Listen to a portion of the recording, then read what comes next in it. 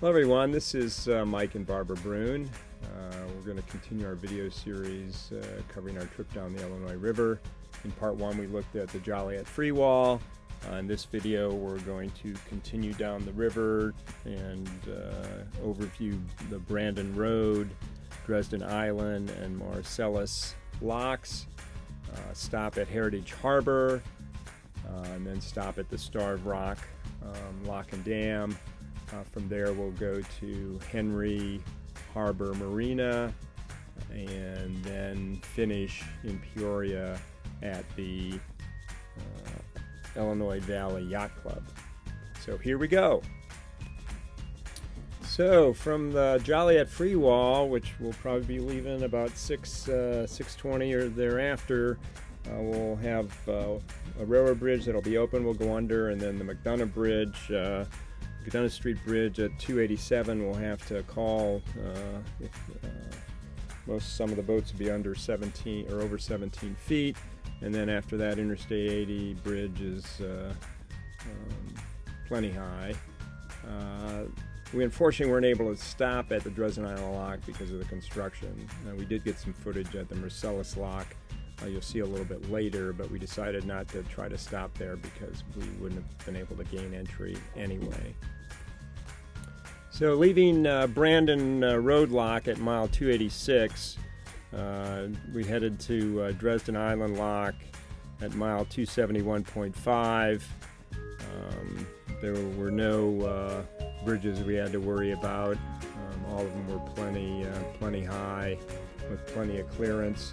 As we approached Dresden Island, we went by the nuclear power plant there, which is pretty substantial.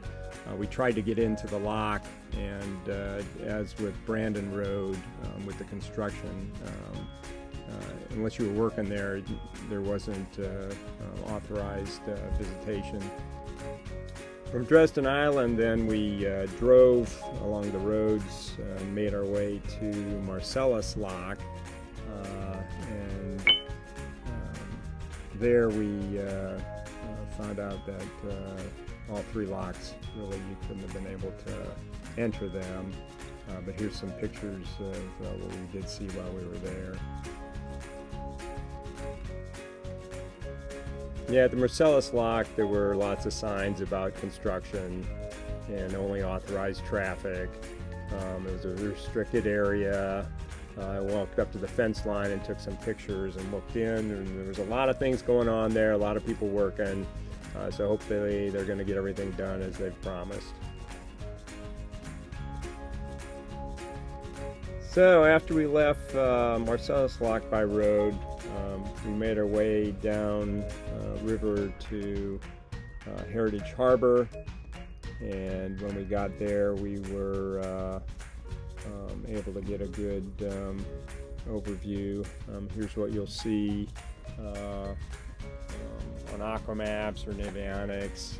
This is the overhead view. Switching to satellite.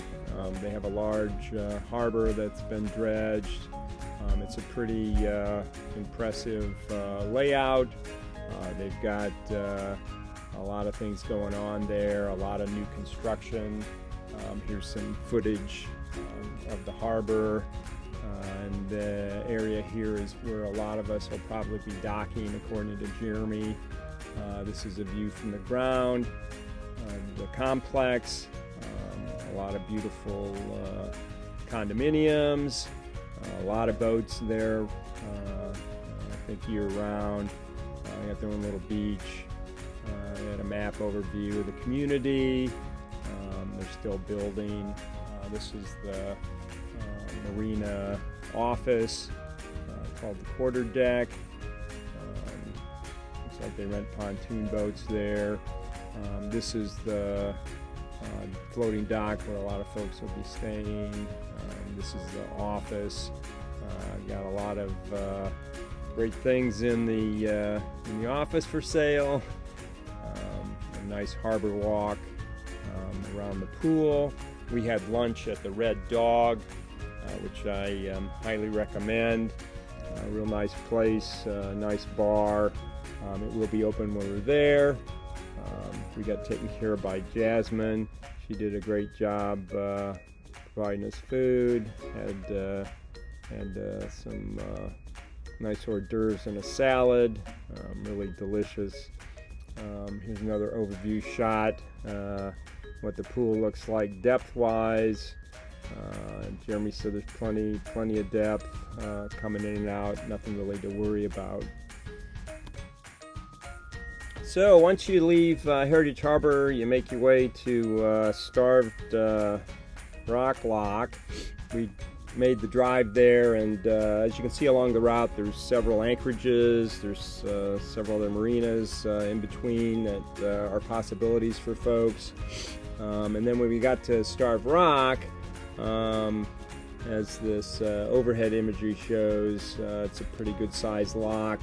It was no longer under construction, as this overhead photography shows. We went into the visitor center and called the lock. We talked to the assistant lockmaster and asked if we could talk to him, and he came out to the gate and he invited us in. The assistant lockmaster, as you see here, is Jeff LeBeau. He gave us a great tour of the locks, and we got to take a look at the bollards. And for those of you who haven't seen a floating bollard, we got some photos of that from above. You can see through the grates there, that yellow thing down in between moves up and down with the water. He talked us through about how when folks come in, where he'll have folks, but it's a good sized lock.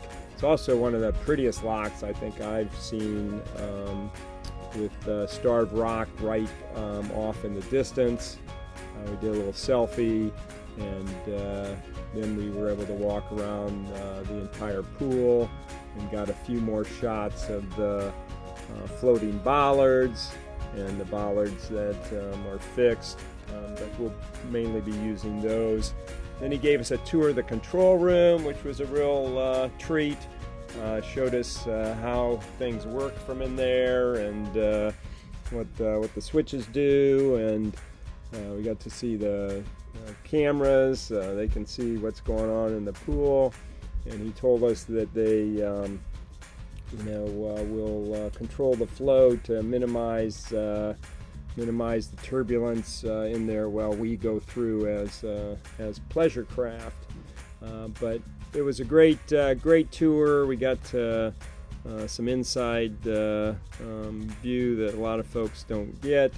That's a shot looking downriver, and then we just got to see the doors from different angles, and just the beauty of that lock and dam was pretty impressive. We walked on the far side from the office and made our way to the upstream gate. There's the office from the other side of the lock, and then we got up to the end, some more shots of Starved Rock, and when we got up to the end, he talked to us about these cells. They call them cells. They're little islands. There's like 3 or 4 of them that are upstream, and if there's barge traffic, the boats actually come around from the side. Pleasure craft will go around those. It's plenty deep to get into the lock, and that's only if there's traffic there.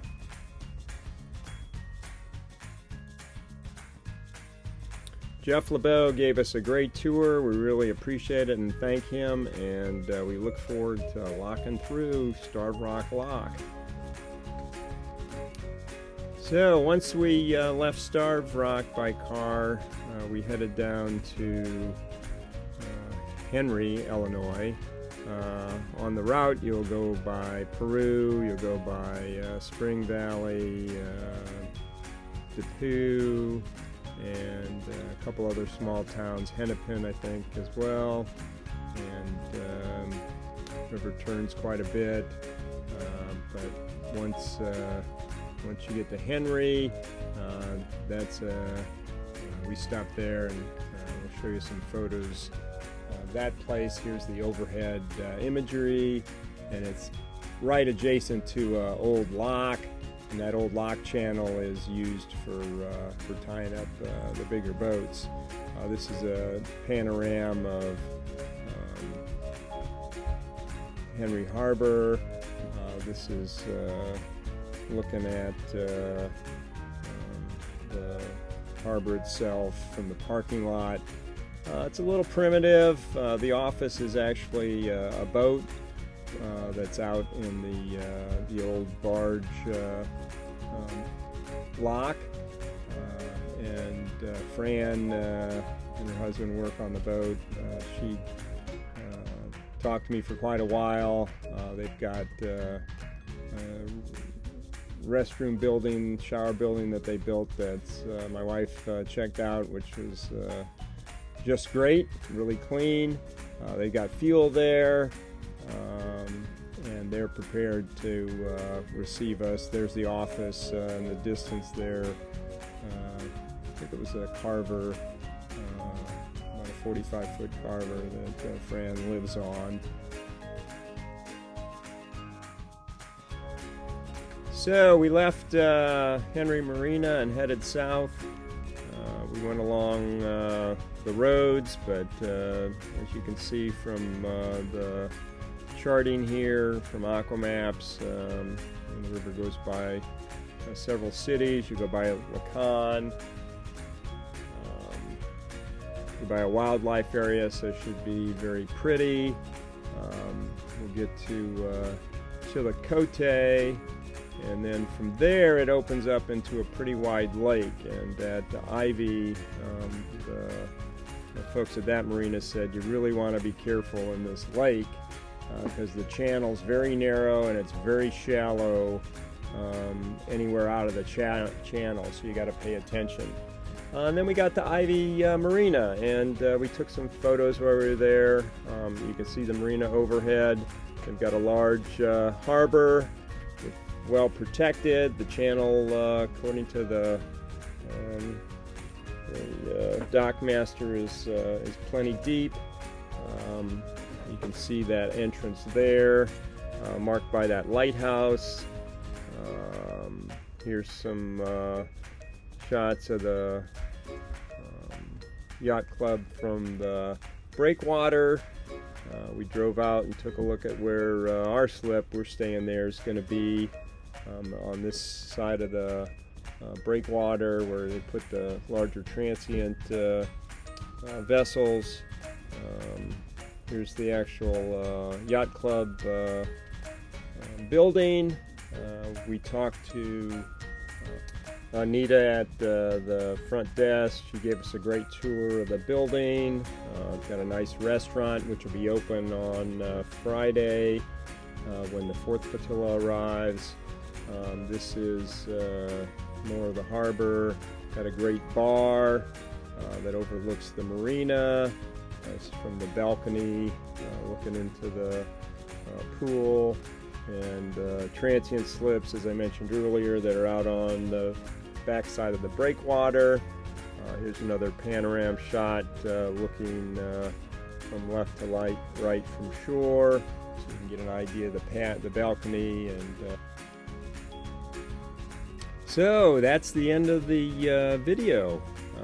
We hope you got something out of it. Barbara and I wish you the best in your travels down the Illinois River and the rest of your travels on the Great American Loop.